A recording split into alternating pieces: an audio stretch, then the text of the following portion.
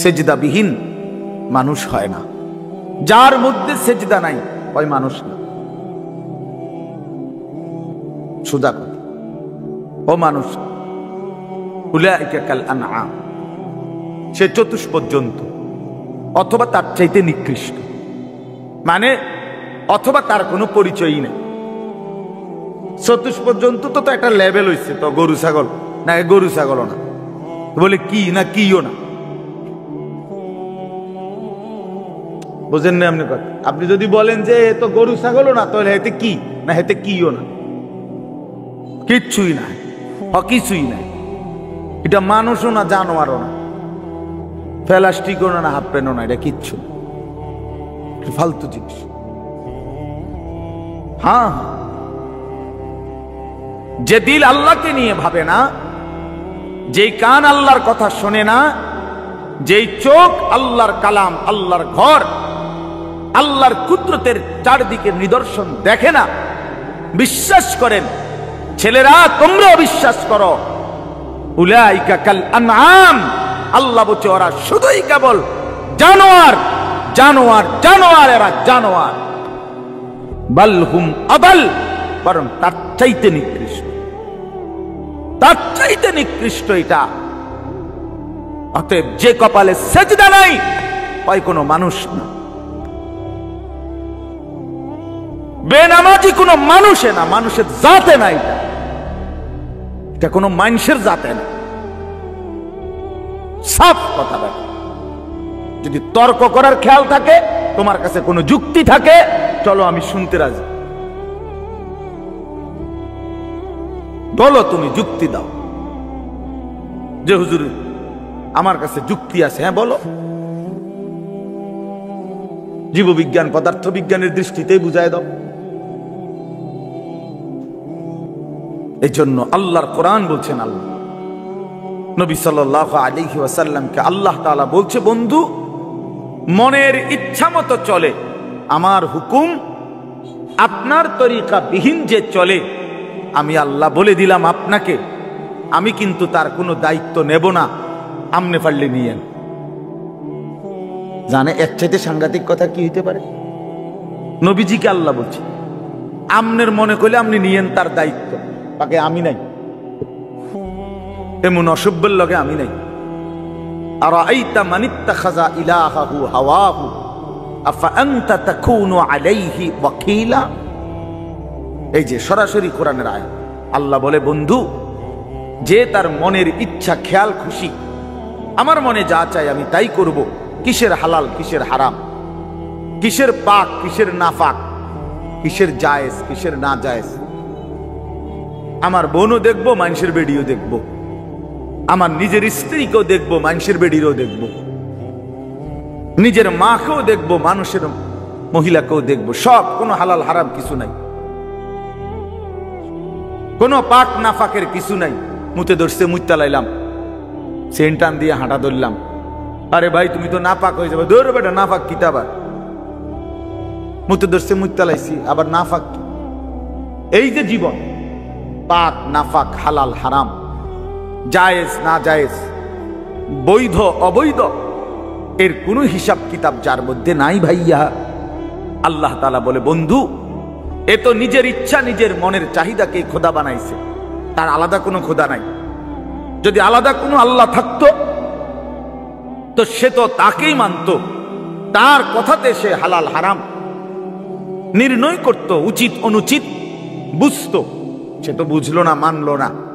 কাজেই আমি আপনাকে জানতে চাই, নবীজিকে আল্লাহ বলতেছে, আমি আপনার কাছে জানতে চাই বন্ধু, মনের ইচ্ছা মনের স্বাধীনভাবে যে চলে, আফা আনতা তাকুনু আলাইহি ওয়াকিলা, আপনি কি তার ওয়াকিল, আপনি তার অভিভাবক, আপনি তার জিম্মাদারি নেবেন? নবী জিজ্ঞেস করে, আল্লাহ জিজ্ঞেস করছে, নবীজি নিবেন নি? আমনে কোন? আমি নেব না, আমনে নিবেন নি কোন? এখন নবীজি সাল্লাল্লাহু আলাইহি ওয়াসাল্লাম কি বলবে? হ আল্লাহ, আমনে যেটা নিতেন না আমি এটা নিব। কথা বলে, সবাই বলেন, এই যুক্তি হয় এটা? বলো ভাইয়া। আফা আনতা তাকুনু আলাইহি ওয়াকিলা, আপনি তার দায়িত্ব নেবেন? তো নিশ্চয়ই নবীজি বলবে, অসম্ভব মাওলা, আপনাকে নারাজ করে তো আমি গোটা পৃথিবীও চাই না, আপনাকে হারালে আমার আর থাকলো কি। হ্যাঁ, তো এরপরে আল্লাহ তাআলা বলেন, আম তাহসাবু আন্না আকসারাহুম ইয়াসমাউনা আও ইয়াকিলুন। আপনি হয়তো ভাবতে পারেন, নবীজিকে আল্লাহ বলতেছে, এই নাফরমানগুলো কিছু শুনে অথবা কিছু বুঝে। আল্লাহ বলতেছে, নবীজি আপনি হয়তো মনে করতে পারেন এই বেঈমান নাফরমান পাপীগুলো কিছু বুঝে কিছু মনো শুনে অথবা কিছু ভাবে। আল্লাহ বলে না, আমি বলতেছি, এবার শুনেন। আল্লাহ বলে, বন্ধু আমি বলতেছি, ইনহুম ইল্লা কাল আনআম, এদের পরিচয় আর কিছুই নয়, শুধুই জানোয়ার, শুধুই জানোয়ার, শুধুই জানোয়ার। বাল হুম আযাল্লু সাবিলা, বরং তার চাইতেও নিকৃষ্ট পথহারা, তার চাইতেও বড় গোমরাহ। গরু ছাগলের যে দুর্দিমাগ আছে, এই অপদার্থের দূরও নাই। কুকুর বিড়ালের যে দুর্দিমাগ আছে, এই হাইওয়ানের দূরও নাই। কুকুর মনিব চিনে, বিড়াল মনিব চিনে, শুকর মনিব চিনে, গরু ছাগলও মনিব চিনে, কিন্তু এই জানোয়ার মনিব চিনে না। 30 বছর এই জানোয়ার মনিবের সাথে যুদ্ধ করে, 30 বছর সুদ খায়, 30 বছর ধরে মিথ্যা বলে, 30 বছর ধরে ওজনে কম দেয়। খোদার 365 দিনের এক বছরে কোন দিন ফজরের নামাজ পড়ে না। এই জানোয়ার কুকুর বিড়ালের চাইতো নিকৃষ্ট জানোয়ার।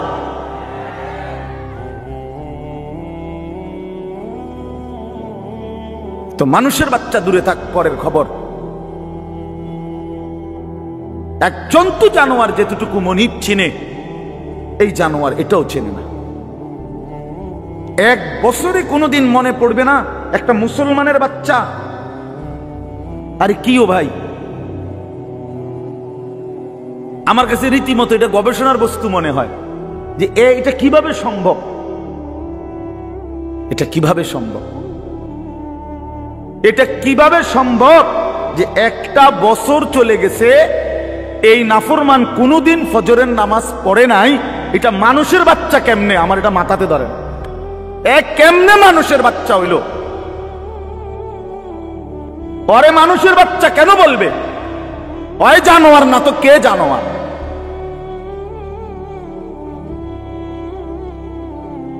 বলেন, আল্লাহকে এতদিন ভুলে থাকা। আস্তাগফিরুল্লাহ, আস্তাগফির। 20 বছর লাগাতার দাড়ি কাটা, ওমা এটা কি ডাকায়? এবারটা কেমন শক্ত ডাকায়, চিন্তা করছেন না আপনি? তার কলজা কত শক্ত। আল্লাহ দেখাই দেব আপনার, আপনি দিবেন যতবার আমি কাটবো ততবার। দেহুম আপনি পারেন না, আমি পারি। হ্যাঁ হ্যাঁ, সে তো মতে এটা করতেছে না, আল্লাহর সাথে যুদ্ধ করছে, যুদ্ধ। প্রতিবার যে দাড়ি কাটে তো প্রত্যেকবার আবার নতুন করে দেয়, দাড়ি গজায়। এটা কে দেয়? কথা বলেন না কেন? তো সে যে আবার কাটতেছে, তো তার উপরে কাটতেছে, সে কাকে বুঝাইতে চাচ্ছে যে আপনি দিতে পারেন কতবার, আমি কাটতে পারি কতবার, আমি দেখাই দেব।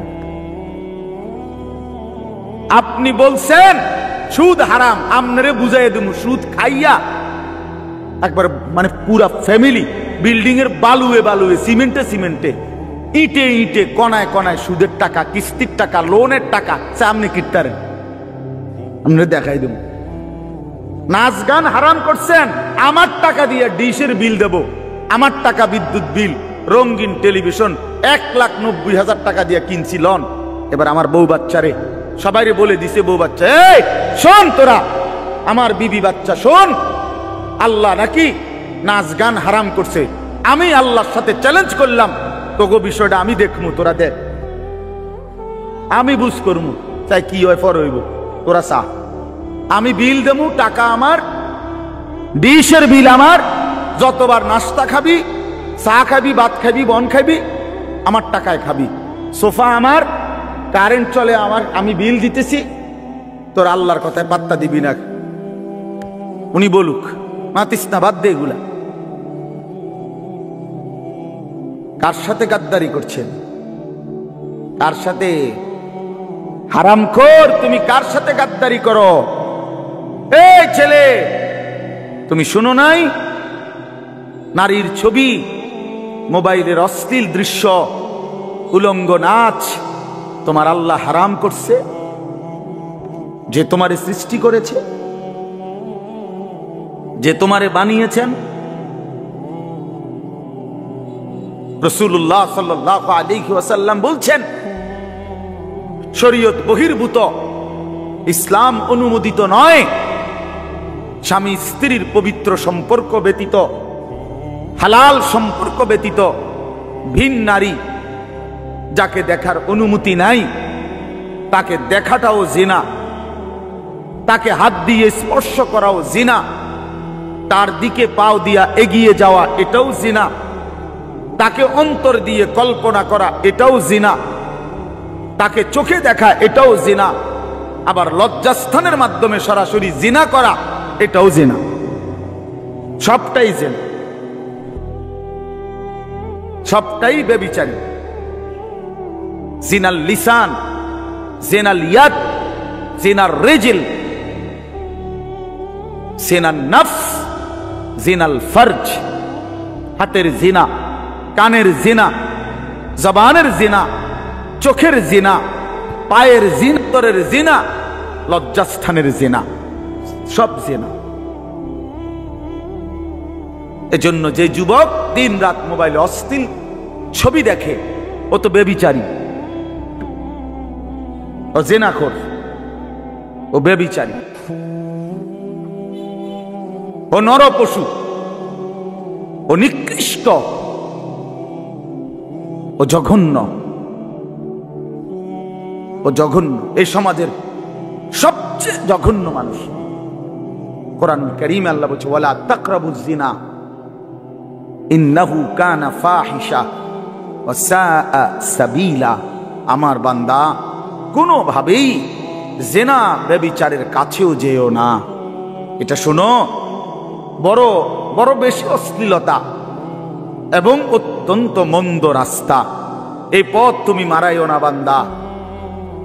এই নারীর ফান্দে পইরো না, এই নারীর লোভে পইরো না, নারীর ছবিতে নিজেকে ফাঁসায় দিও না, নারীর নাচে নিজেকে হারায় দিও না। এটা বড় মন্দ রাস্তা। নবী সাল্লাল্লাহু আলাইহি সাল্লাম বলছে, ফাত্তাকুদ দুনিয়া ওয়াত্তাকুন নিসা। আমার উম্মত, দুনিয়ার মুসিবত, দুনিয়ার ধোঁকা, এর থেকে বেঁচে থাকো, নারীর ধোঁকা থেকে বেঁচে থাকো। নর্তকীর হাসি ওই হাসি না, ও তো জাহান্নামের আগুন। বেপর্দা নারীর অঙ্গভঙ্গি, এ তো অঙ্গভঙ্গি না দোস্ত, ছেলেরা, এ তো জাহান্নামের আগুন। ওই পাউডার, ফেয়ার এন্ড লাভলি তো আগুন, আগুন ছাড়ার কিছু না। বেহায়া বেপর্দা নারী তো তোমারে আগুনের মধ্যেই ফেলে দিল, জাহান্নামেই ফেলে দিল। কোরআনুল কারীমের মধ্যে আছে, আল্লাহ তাআলা বলছে তিনটা অপরাধ, ওয়াল্লাযীনা লা ইয়াদউনা মা'আল্লাহি ইলাহান আখারা ওয়া লা ইয়াকতুলুনা আন-নাফসাল্লাতী হারামাল্লাহু ইল্লা বিল হক ওয়া লা ইয়াজনুন। এই তিনটা অপরাধ। এক, আল্লাহর সাথে শিরিক। দুই, অন্যায়ভাবে কাউকে হত্যা করা। তিন, জিনা এবং ব্যভিচার করা। আল্লাহ বলেন এই তিনটি অপরাধ যে করবে, সূরা ফুরকানের মধ্যে আছে, আমান ইয়াফআল যালিকা ইয়ালকা আসামা। আল্লাহ বলেন এই তিনটি কাজ যে করবে সে নিশ্চিত শাস্তির মুখোমুখি হবে। কেমন শাস্তি? আল্লাহ বলেন ইউদাআফ লাহুল আযাবু ইয়াউমাল কিয়ামা। কিয়ামতের দিন তার প্রত্যেকটি এই তিনটা অপরাধের শাস্তি দ্বিগুণ দ্বিগুণ দ্বিগুণ দ্বিগুণ, ডবল ডবল, রিডবল রিডবল তাকে শাস্তি দেয়া হবে। ওয়া ইয়াখলুদ ফীহি মুহানা, এবং সে অত্যন্ত লাঞ্ছিত হয়ে বেইজ্জতি অবস্থায় অনন্তকালের জন্য জাহান্নামে পড়বে। তোরে শেষ করে লেব যুবক, ফেরেশতা আশ্রাইয়া শেষ করে লেব। এই নারীর লোভ একদিন দেখবা দুনিয়াও অসল, আখেরাতও অসল। কারণ যৌবনের শক্তিটা, সুন্দর জীবনটা বিবাহের আগেই নষ্ট করে ফেলছে, শারীরিক সক্ষমতা নষ্ট করে ফেলছে, অশ্লীলতা, বেহায়াপনা, অসভ্যতা, আর সারাদিন সারা রাত উলঙ্গ ছবি দেখে দেখে নর্তকী নিয়ে ভাবতে ভাবতে জীবন, যৌবন, শরীর, স্বাস্থ্য, স্বাভাবিক সক্ষমতা সব শেষ করে দিছে। একদিন দেখে দুনিয়া তো অপদার্থ, আখেরা তো অপদার্থ, আর কোনো কাজে লাগে না।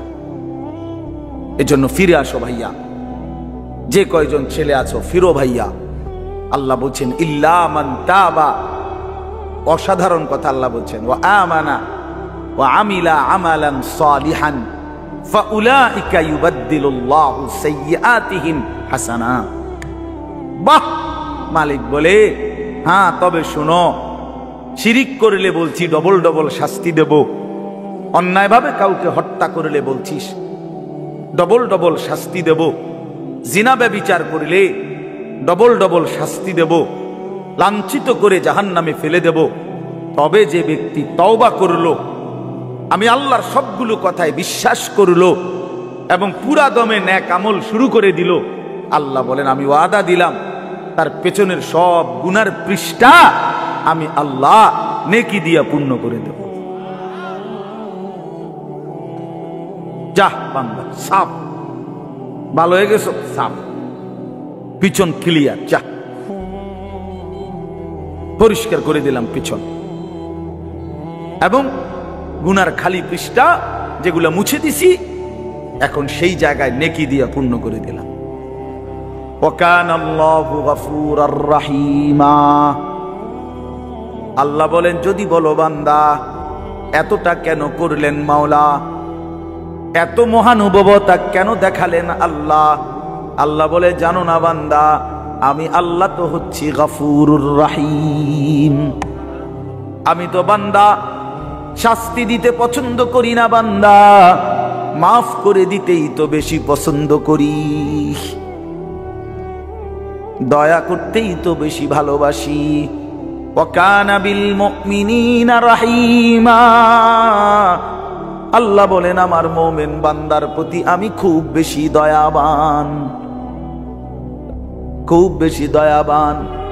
অপেক্ষায় থাকি বান্দা কোনদিন যদি গুনার নাফরমানি ছেড়ে দেয় আর করবে না তো যদি ওয়াদা দেয়, লজ্জিত আর অনুতপ্ত হয়ে চোখের এক ফোঁটা পানি ফেলে দেয়, রাত গভীরেও যদি একাকী আমি আল্লাহকে ডাক দেয়, আল্লাহ বলে বান্দা আমি ওয়াদা দিলাম গফারতু লাকা ওয়ালা উবালি, কোনো পরোয়া না করে তৎক্ষণাৎ আমি তোকে মাফ করে দেব। তুমি আইসো বান্দা,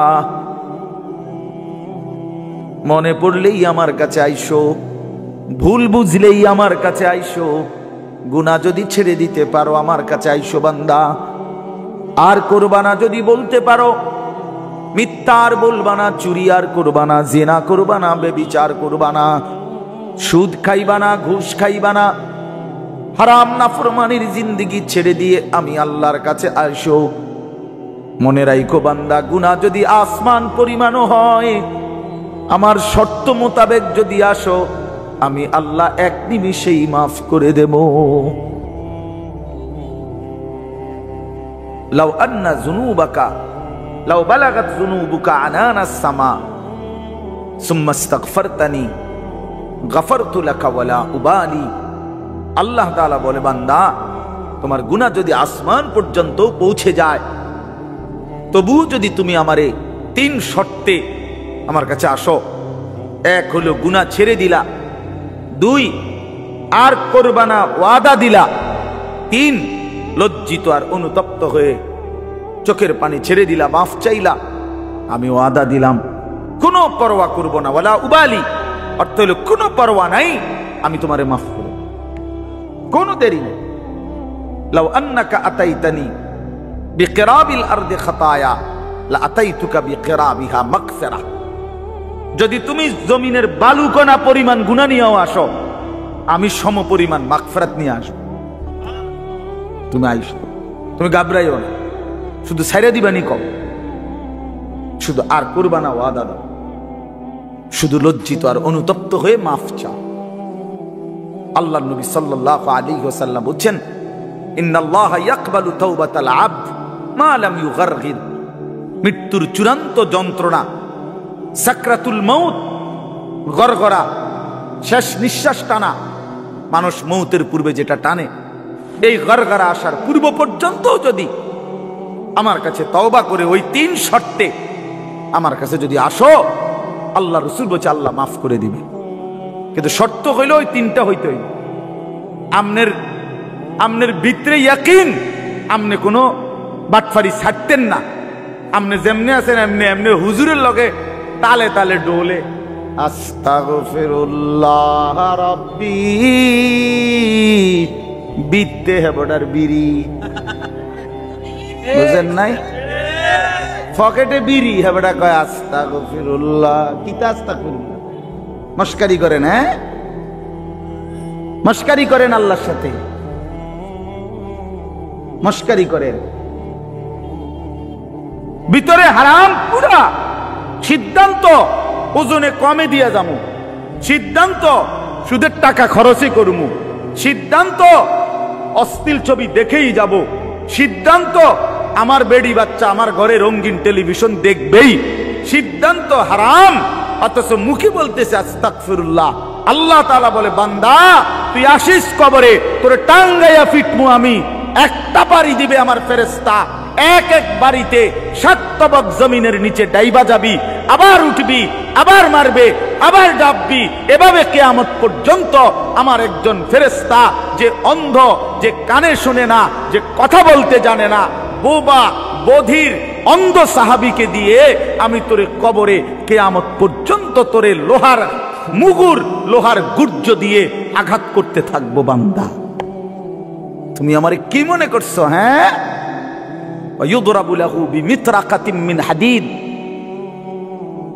দরবাতান বাইনা উযুনাইহি ফায়াসিহু সাইহাতান ইয়াসমাউহা মান ইয়ালিহি ওয়া ইল্লা সাকালাইন। নবীজি বলেন, নাফরমানের কবরে ফেরেশতা তাকে কান বরাবর এত জোরে আঘাত করবে লোহার মুগুর দিয়া, কান, 2 কানের মাঝখানে, দরবাতান বাইনা উযুনাইহি, 2 কানের মাঝখানে বাড়ি দিবে। আল্লাহর নবী বলেন, নাফরমান এত জোরে চিৎকার করবে, মানুষ এবং জিন ব্যতীত আল্লাহর সমস্ত সৃষ্টি এই বেঈমানের চিৎকার শুনতে পাবে। হ্যাঁ, আমি সরাসরি হাদিস পড়ছি, আমার কাছে কিতাব, এটা গাড়িতেও আছে, চলেন দেখাই।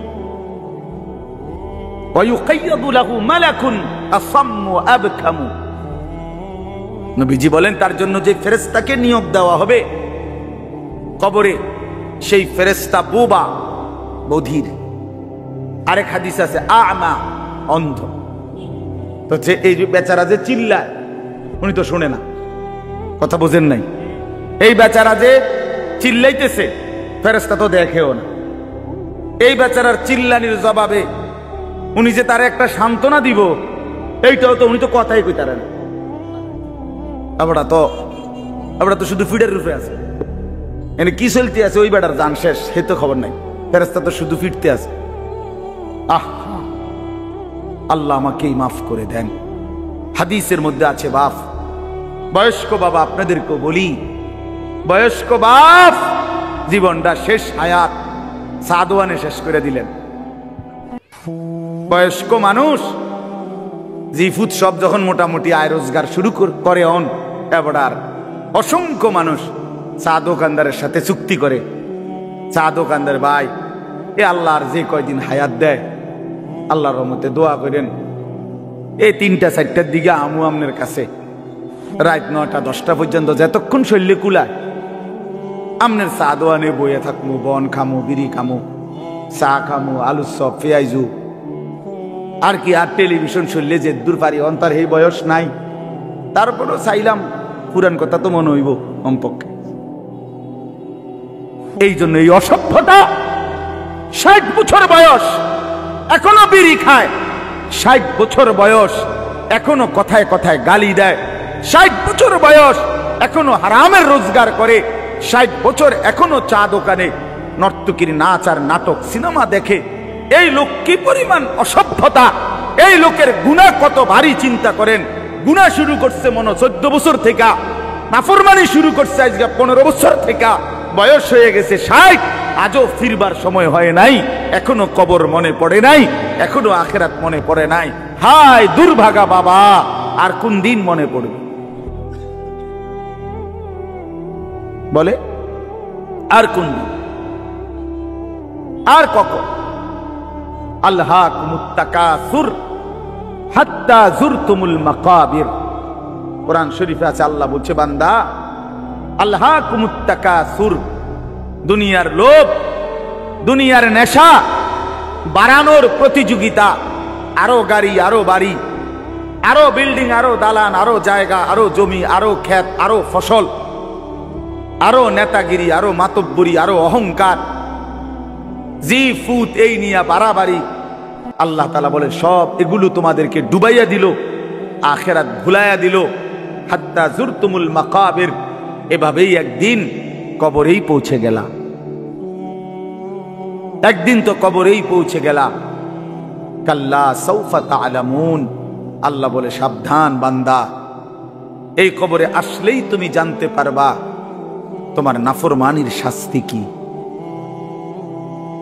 সুম্মা কাল্লা সাউফা তা'লামুন, আবারও জানতে পারবা হাসরের ময়দানে জাহান্নামের শাস্তি দিয়া তোমার নাফরমানির পরিণতি কি।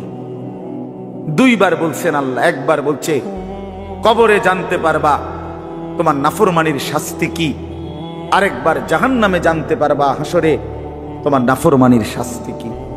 সামান্য কয়টা বুট বেচতে বেচতে বেচারা এক ওয়াক্ত নামাজ পড়ে না, কদ্দুর চা বেচে, দুইটা বন বেচে, বেচারা এক ওয়াক্ত নামাজ পড়ে না। একটা অটো চালায়, নামাজ পড়ে না। একটা সিএনজি চালায়, নামাজ পড়ে না। 12,000 14,000 টাকার একটা বেতন, এই কদ্দুর চাকরি করে, এটুকুর জন্য একটা নামাজ, একটা সেজদা দেয় না আল্লাহকে। হায় রে নাফরমান, কি পাইয়া আল্লাহরে ভুলে গেল। এই একটা বুটমুড়ির দোকান, একটা বন বিড়ির দোকান, একটা অটো, একটা সিএনজি, 12,000 14,000 20,000 টাকার একটা সামান্য চাকরি, এই সামান্য এটুকুর জন্য আল্লাহকে ছেড়ে দিলেন, আখিরাতকে ভুলে গেলেন। আস্তাগফিরুল্লাহ, আস্তাগফির। প্রিয় ভাই আমার, ছেলেরা আমার, তোমাদেরকে বলি ভাইয়া, 12,000 টাকার একটা বড় মোবাইল অথবা 18,000 টাকা 20,000 টাকার একটা মোবাইল পাইয়া আল্লাহকে এভাবে ভুলে গেলা। নিজের চরিত্র, নিজের ইজ্জত, নিজের আত্মমর্যাদা, নিজের বংশের মর্যাদা, বাবা মায়ের সম্মান, ইসলামের সম্মান, আল্লাহর কথা, রসুলের কথা, কবর, মরণ, আখিরাত সব ভুলে গেলা ভাইয়া। এই মাত্র 20,000 টাকার কাছে এভাবে হেরে গেলা, এভাবে চরিত্রহীন হয়ে গেলা। সারা দিন নাই, রাত নাই। আমাদের ছেলেগুলোর দিকে তাকাইলে মায়া হয়। সারাটা দিন হাঁটে, বসে, চলে, ফিরে, শুধু মোবাইল, শুধু মোবাইল, শুধু মোবাইল, শুধু রাতকে রাত, সারা রাত। ওই দেখেন ওই অপদার্থ কি করে, দেখেন, দেখছেন, দেখছেন ভাই কি পরিমাণ অপদার্থ, দেখেন কি পরিমাণ বেহায়া। চিন্তা করছেন? হ্যাঁ, এটাই জীবন। কিসের ইসলাম? কে বলে, কি বলে? আমার মোবাইল, আমি আছি, আমার মোবাইল আছে, এমবি আছে, চার্জ আছে, খালাস। আর কি, আর কি বলে? এই অসভ্যতার শেষ কোথায়? এই নোংরামির শেষ কোথায় বলেন? আমাদের এই প্রজন্ম গিয়ে থামবে কোথায়? 12 বছর 14 বছরের ছেলে যদি দিন রাত এভাবে মোবাইল ব্যবহার করে, তার ভবিষ্যৎ কি? তার আগামীর সম্ভাবনা কি? আগামীর পরিণতি কি বাপ? আপনারা যারা বাবারা এই যে সন্তানগুলো রেখে যাচ্ছেন, এদের ভবিষ্যৎ কি? যে একটা ওয়াক্ত নামাজ পড়ে না, যে আল্লাহর কোরআন পড়ে না। আল্লাহ আমাদেরকে বুঝ দান করেন। আল্লাহ আমাদের দিল দান করেন, আল্লাহ তাআলা আমাদেরকে ফিকির দান করেন। আমার ভাই, আমার বাবা, আমার তাইলে মূল বক্তব্য হলো, আমাদের জিন্দেগির একটা মূল বিষয়, আমরা মুসলমান হিসাবে আমাদের মৌলিক দায়িত্বই হলো দুইটা জিনিস। একটা হলো গুনাহ বর্জন, আরেকটা হলো আল্লাহ তাআলার হুকুম পালন। এটাই আমগো জিন্দেগি। ভাল লাগলেও এটাই কাম, ভালো না লাগলেও এটা কাম। মন মতো হইলেও এটাই জীবন, মন মতো না হইলেও এটা জীবন। কথা বোঝেন নাই? নামাজ আমারে পড়তেই হবে। এবার যত কষ্টই লাগুক, যত ক্লান্তি লাগুক, আমাকে পড়তেই হবে। সুদ, ঘুষ, মিথ্যা, হারাম রোজগার আমার ছাড়তেই হবে। এবার আমার সামনে বাকি সবাই লক্ষ কোটি টাকার, মিলিয়ন মিলিয়ন টাকার মালিক হয়ে যাক, কিন্তু আমার যেহেতু অনুমতি নাই, আমি এটা যাওয়া যাবে না। এটাই মুসলমান, এটাই জীবন, এটাই তাকওয়া। আল্লাহ তাআলা আমাদের কাছে এটাই চায়, বান্দা গুনাহ বর্জন করো, আমার হুকুম পালন করো, বিনিময়ে আমি আল্লাহর কাছ থেকে অনন্তকালের জান্নাত বুঝে নাও। এটাকেই বলে তাকওয়া। এই ব্যক্তিকেই বলে মুত্তাকি, যে নিজেকে গুনাহ থেকে বিরত রাখে, আল্লাহ তাআলার হুকুমের মধ্যে ব্যস্ত রাখে, আল্লাহর হুকুম পালনে ব্যস্ত রাখে, যত কষ্টই হোক। আপনাদেরকে আমি একটা কথা বুঝাই। মনে করেন আমি প্রতিদিন রাতের 3:30, 3টা, 4টা সচরাচর এই টাইমে বাসায় ফিরি। তো ফিরা ফজরের নামাজ হলো 5:40 জামাত। তাহলে আমার হাতে তখন আর সময় আছে 1 ঘন্টা, 1.5 ঘন্টা, সোয়া ঘন্টা এরকম।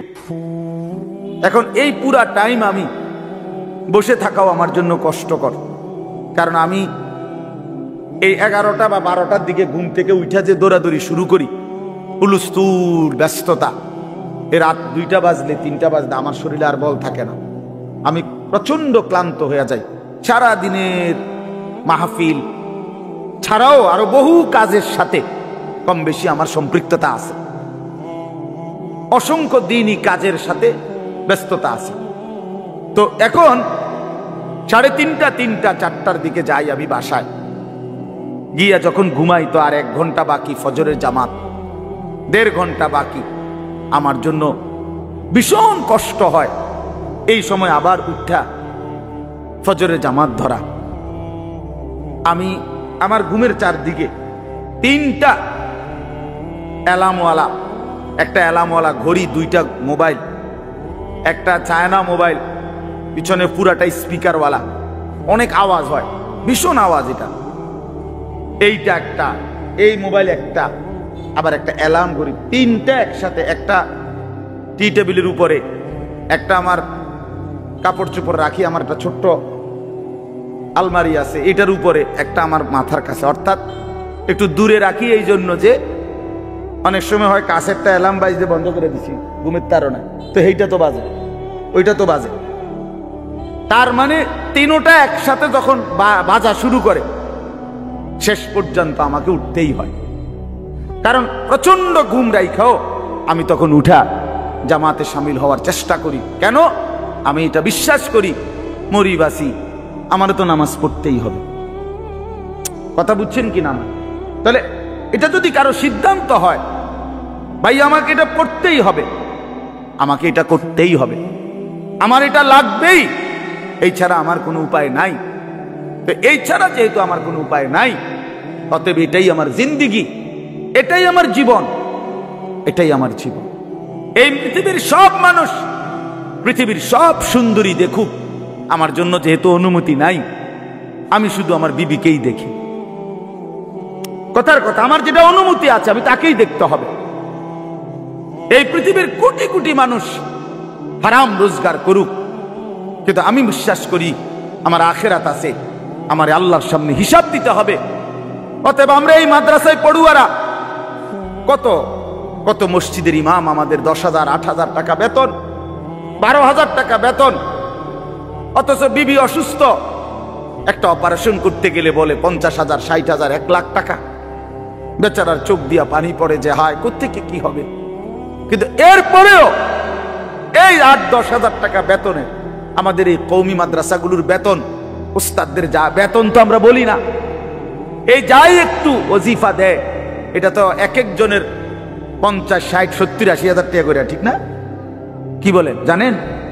অল্প কয় টাকা, অল্প কয় টাকা। এইটুকু দিয়ে খোদার 30 দিন আখিরাতের আশায়, পরকালের আশায় কলজা বাইন্ধা হারাম থেকে বাইচা জিন্দেগি চালায় বাপ। কারণ মুমিন বিশ্বাস করে এটাই আমার শেষ না, ইমানদার বিশ্বাস করে, মুত্তাকি বিশ্বাস করে এখানে আমার শেষ না। ऐसे रहे या वैसे रहे वहां देखना फिर कैसे रहे। দুনিয়া এমনি কিংবা হেমনে একভাবে না একভাবে থেকেই গেলাম, দেখার বিষয় হলো সেখানে কেমন থাকবো। ওহা মানে সেখানে, ওহা দেখনা ফির कैसे रहे, ওখানে কেমন থাকবেন সেটা মূল বিষয়। এখানে সুখে থাকলেও কবরে যেতে হবে, এখানে দুঃখ থাকলেও কবরে যেতে হবে। যুবক ভাই আমার, নওজোয়ান আমার, বয়স্ক বাপ, আমাকেও বলি আপনাকেও বলি, এটাই সত্য যে আল্লাহ তাআলা আমাদেরকে বলছে বান্দা আমি কিন্তু তোমারে রাখবো না, আমি তোমারে নিয়েই আসবো। হাসলেও মরে যাবা, কাঁদলেও মরে যাবা। সুখের অট্টালিকায় যদি থাকো তবুও মৃত্যু হবে, দুঃখের কুড়ে ঘরেও যদি পড়ে থাকো তবুও মৃত্যু হবে। সুস্থ থাকলেও মরে যাবা, অসুস্থ হইলেও মরে যাবা। 3 বেলা খানা, সন্তানের বিদেশের টাকা, বিল্ডিং এর টাকা, বাড়ি ভাড়া সব থাকলেও মরে যাবা, কিচ্ছু না থাকলেও মরে যাবা। জীবনে কোনোদিন যে সুখ দেখে নাই তারও মৃত্যু হবে, জীবনে যে কোনোদিন দুঃখ দেখে নাই প্রিয় বন্ধু আমার সেও মরে যাবে। আমার ভাই কেউ মরতে চায় না, কোনো মানুষ মরতে চায় না, আত্মীয় স্বজনও তাকে মরতে দিতে চায় না। সবাই তো চেষ্টা করে বেঁচে যাক, কিন্তু কে তাকে নিয়ে যায়, কে তাকে নিয়ে যায়? প্রতিদিন যে মানুষ মরে, প্রতিদিন যে দাফন হয়, বন্ধু আমার এরা কেউ মরতে চায় নাই, কিন্তু এক অদৃশ্য মালিক তিনি তাদেরকে নিয়ে যাচ্ছেন, নিয়ে যাচ্ছেন। অতএব প্রিয় বন্ধু, প্রিয় বাপ, সবার কাছে অনুরোধ, আপনাদের এই ভাই আমি আমার সহ আপনাদেরকে অনুরোধ করলাম, গুনাহ ছেড়ে দেন, আল্লাহর নাফরমানি ছেড়ে দেন বাপ।